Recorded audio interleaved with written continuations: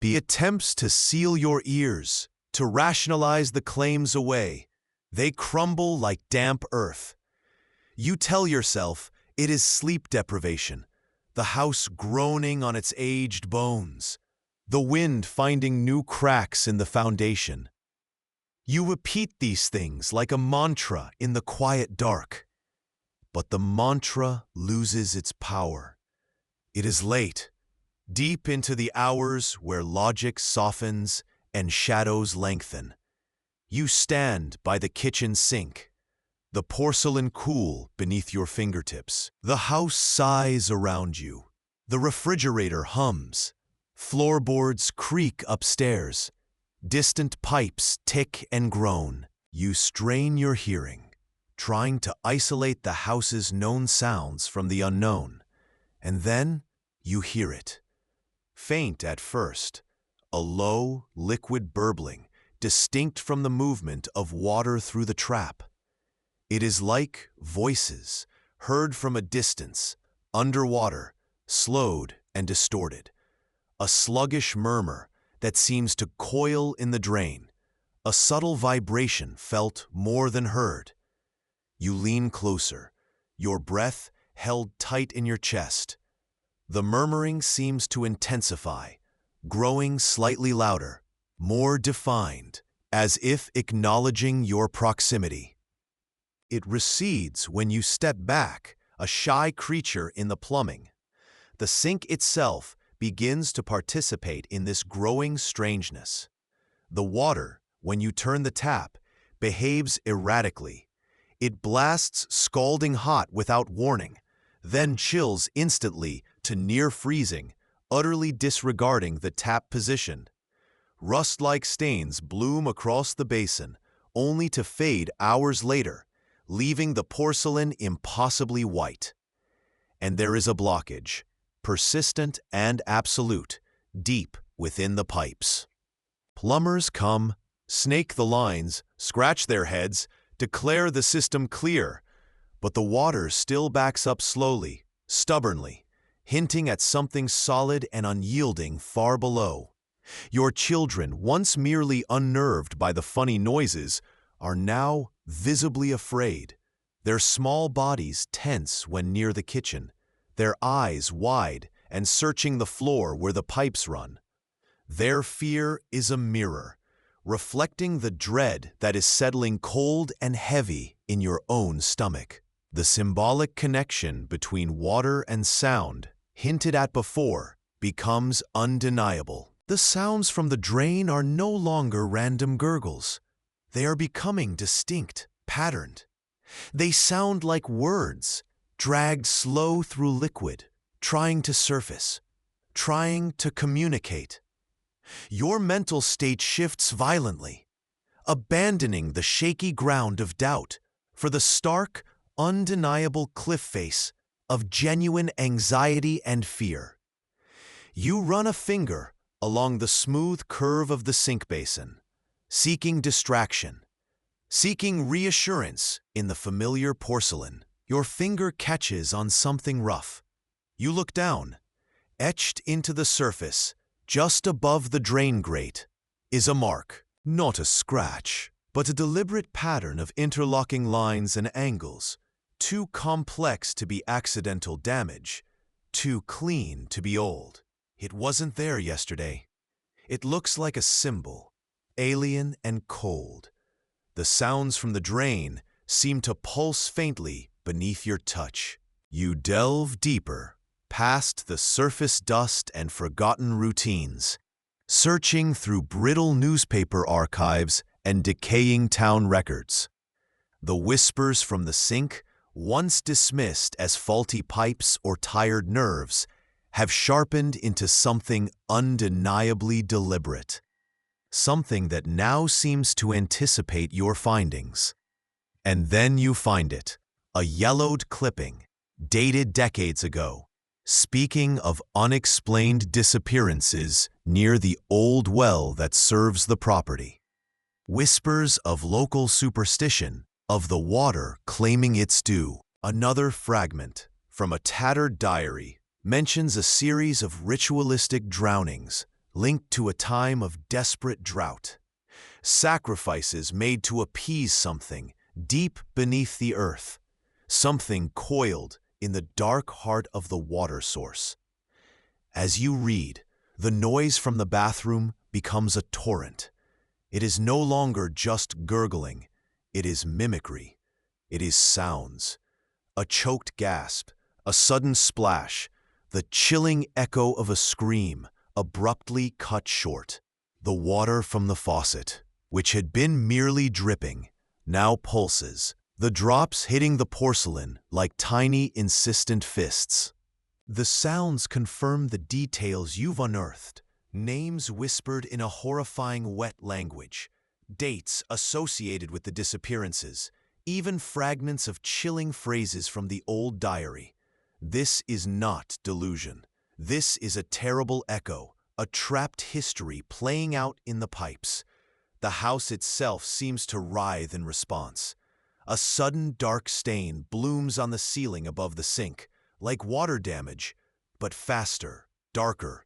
Before your eyes, it shrinks, pulls back, leaving only a faint discoloration, the leak fixing itself as if the house controls the flow, the very memory of moisture. Then the water from the cold tap, for a heart-stopping moment, runs thick and murky brown, smelling not of iron, but of something stagnant, something dead and buried.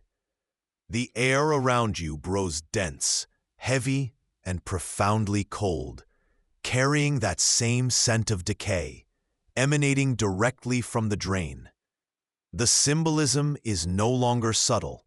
Water here is trauma, death, consciousness held prisoner. It is a tangible memory, thick with residue. Your mind fractures under the weight of it. Vivid hallucinations crash over you. The feeling of water filling your lungs, faces pressed against glass, distorted by the depth, their eyes wide with terror. You see them in the corner of your vision, shimmering like heat haze above standing water.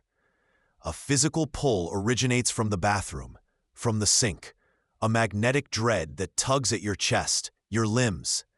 You find yourself walking towards it without conscious thought, drawn by an unseen current. Reality, phrase. The line between what you see and what the house shows you vanishes. The gurgling motif is now a chorus of agony, a watery babble, demanding attention. Is it speaking to you or speaking through you, using the water as its voice? You are lost in the deluge of the past, becoming part of its terrible flow. Welcome to the eerie hour. Some places don't just haunt you, they wait. This old house stands on a tired hill, its windows like vacant eyes watching the slow decay of the world outside. You arrived seeking quiet, a place for the children to breathe the clean air. But the air here is heavy, tasting of dust and something older, something trapped. The silence is not empty, but full, humming with a low frequency you can feel behind your teeth. It feels like stepping into a forgotten memory, one laced with regret. This house holds its secrets close, whispering them only when you stop listening for anything else. It doesn't welcome, it observes. It doesn't offer shelter, it confines. You feel it the moment you cross the threshold, the subtle shift in pressure, the air growing colder the deeper you move within its walls. The children sense it too, their laughter too bright, too brittle against the backdrop of this persistent hush. If you enjoy descending into the strange and the forgotten, don't forget to like and subscribe, and share your theories below. Now, let's begin. But remember, once the story starts, something always follows. The old cast-iron sink in the downstairs bathroom is the first thing that truly feels wrong. It's stained brown, permanently scoured into the porcelain, like dried blood or rust. impossible to bleach clean.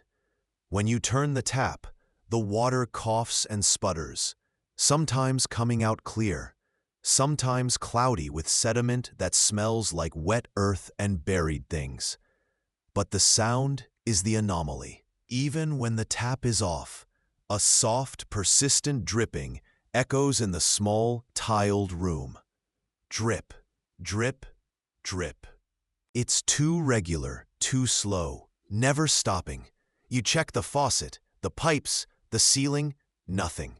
It's a sound without a source, a rhythm played by the house itself. You find yourself listening for it, anticipating the next drop, your focus narrowing until the rest of the house fades away. She brings the children to wash their hands, and they pause, heads cocked, small brows furrowed at the sound. "What's that?" one asks, pointing at the sink, not the faucet. You dismiss it, a faulty pipe, somewhere deep in the walls, a sound that travels. But the air in the small room feels thick, hard to swallow, and when you glance in the cracked medicine cabinet mirror, the reflection seems slower than your own movements, a beat behind, watching you with an unnerving stillness. It's just the old mirror, of course, warped with age. But the drip continues, a quiet metronome, counting down something you cannot name. What is it counting? The dripping from the sink hasn't stopped. Days pass, and it's a constant presence, a quiet guest in the house. You try ignoring it, filling the house with music, with the children's games, but the sound finds you, a dull ache behind your ears. Today, the water itself is strange. You turn the cold tap, and it flows, but it feels viscous, heavy like liquid mud, though it looks clear.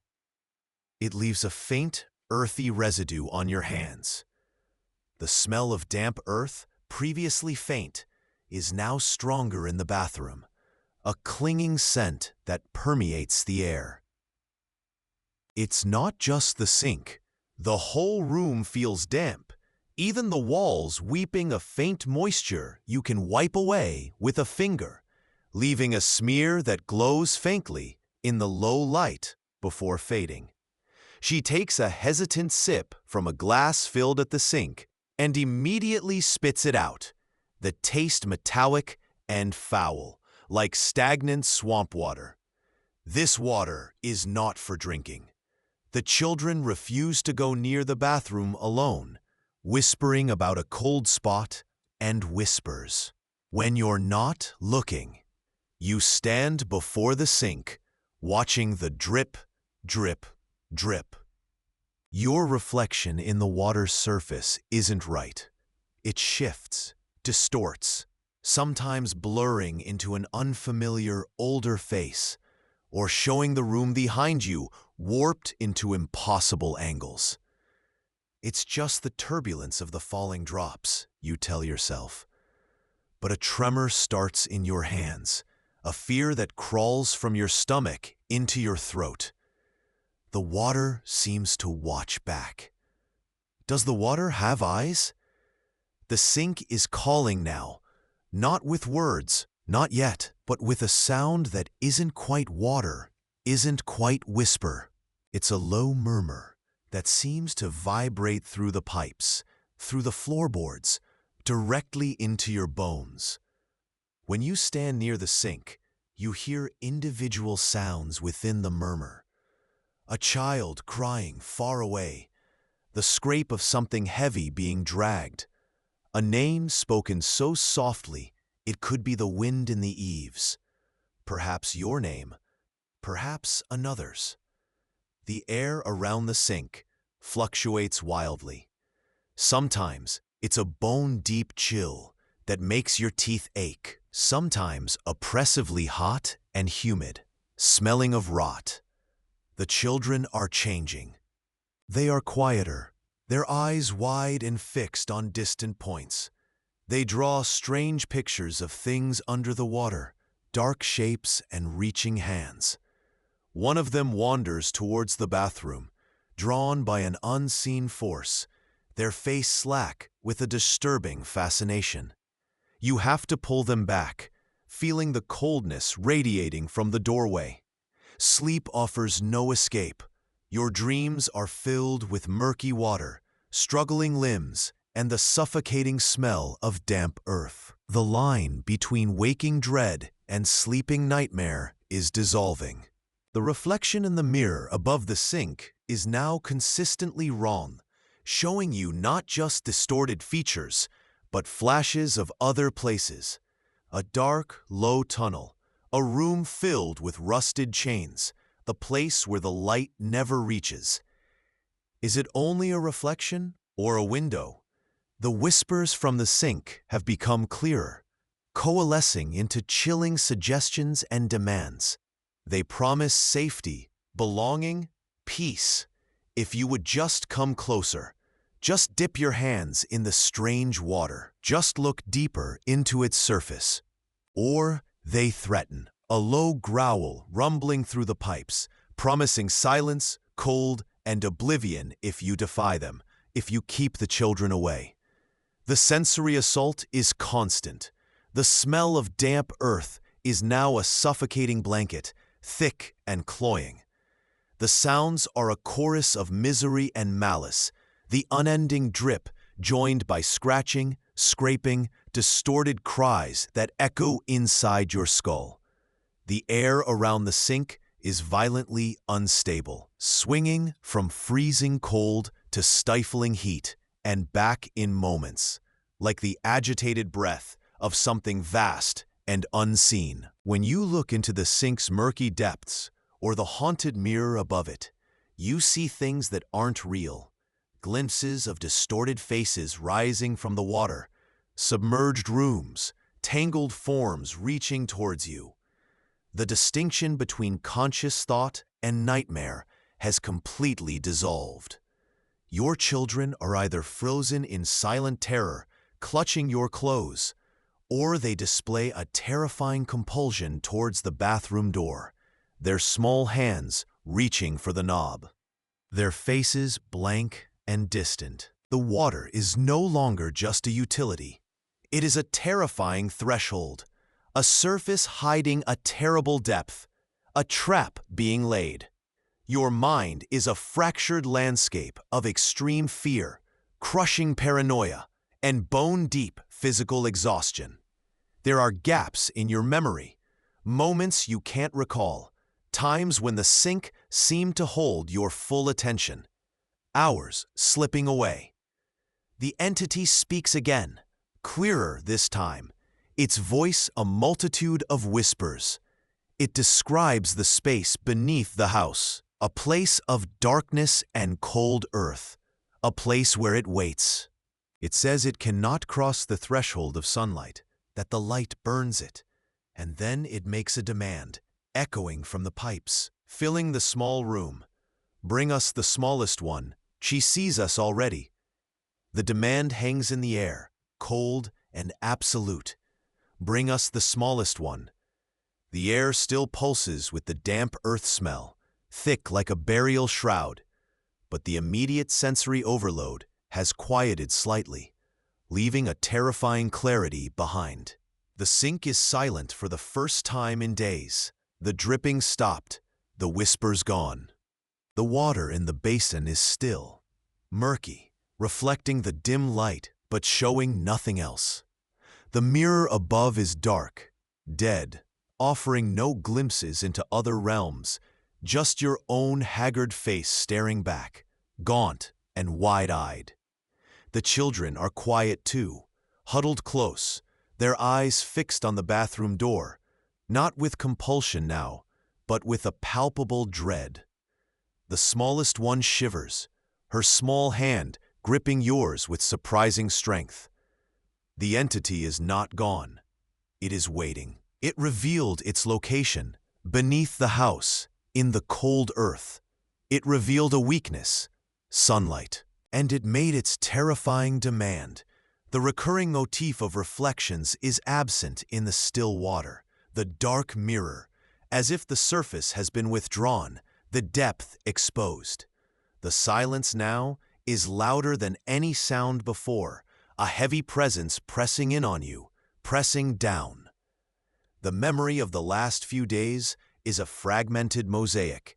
The taste of foul water, the feel of icy air, the sight of distorted faces, the sound of your children's stifled cries. You remember fighting the compulsion yourself, the strange pull towards the dark water. How many times did you almost lean in, let the surface touch your lips? The fear has not lessened, but sharpened, honed into a single point, protecting the children. What did it mean? She sees us already. Did it see its own reflection in her innocent eyes? The house is quiet again, but the silence is different now. It is not the gentle hush of the countryside, but the tense stillness after. The sink is just a sink, stained and old. But the sight of it sends a tremor through you. The water is just water when you cautiously turn the tap, cold and clear, smelling only faintly of old pipes.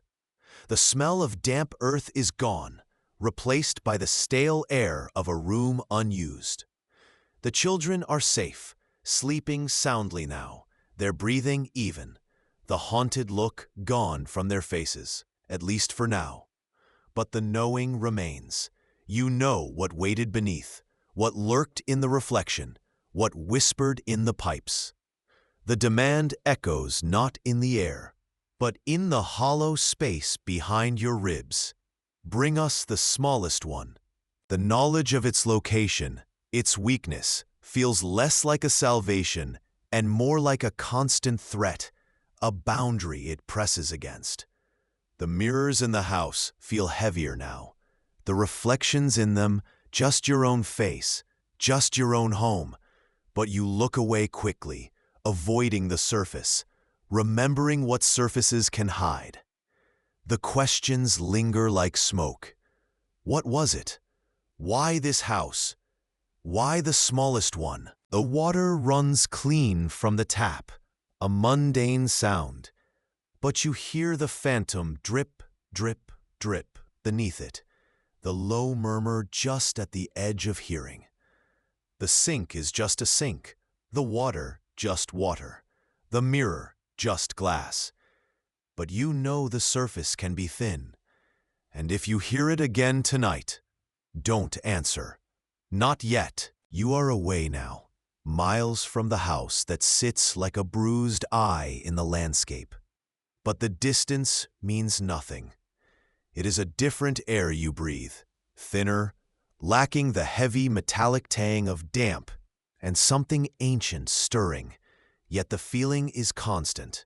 You are still there. The sound of dripping water, not from a faucet or the sky, but the slow, deliberate plink of something being worn away in the darkness, follows you. It echoes in empty rooms, in the sudden silence after conversation, a phantom beat beneath the rhythm of your new, fractured life. Your hands feel perpetually cool, as if the chill of that place seeped into the very marrow of your bones and refuses to leave. The children, they are here, or parts of them are. Their eyes hold a depth now, a stillness that wasn't there before. Sometimes, when they look at you, you see not your own reflection, but something else, fleeting and cold, like light on the surface of deep, stagnant water. Are they safe? You tell yourself, yes. You whisper it into the silence, where the dripping sound resides. But the way they sometimes trace patterns on the wall, the way they pause and listen to things only they can hear, makes the certainty unravel like wet thread. Were they merely traumatized, or were they touched? The mirror motif persists, not just in glass, but in the polished surface of a table, the dark screen of a phone. Wherever you glimpse your own face, there is a fleeting sense of something watching through it, not from it. It is a disquieting internal gaze. Memory is a broken pane, reflecting only jagged fragments. Did you escape, or were you simply released? The way a predator might release prey it no longer finds interesting, knowing the wound will fester. You piece together moments, a sound that wasn't a sound, a shape in the dark that wasn't a shape, the overwhelming pressure of something vast and unseen. Was it real? Or was it the mind, strained past its limits, creating monsters from shadow and suggestion? The scar left behind is not physical, but etched onto your perception. A permanent filter through which the world now appears subtly wrong, slightly askew. The horror was not defeated. It was merely survived, endured like a storm that strips the house down to its foundations, but leaves the structure standing, weaker, hollowed out. The currents beneath the surface are still there, always listening, waiting. The unsettling question persists in the quiet hours. Did the entity truly vanish from the house? Or did it merely find a less visible, more intimate place to reside? Has the nightmare ended, or has it simply changed form, finding a new vessel in the fragile architecture of your own mind, or perhaps, chillingly, in the quiet, listening eyes of your children? You feel its presence, a cold, familiar weight just behind your ribs. And if you hear it again tonight, don't answer. Not yet.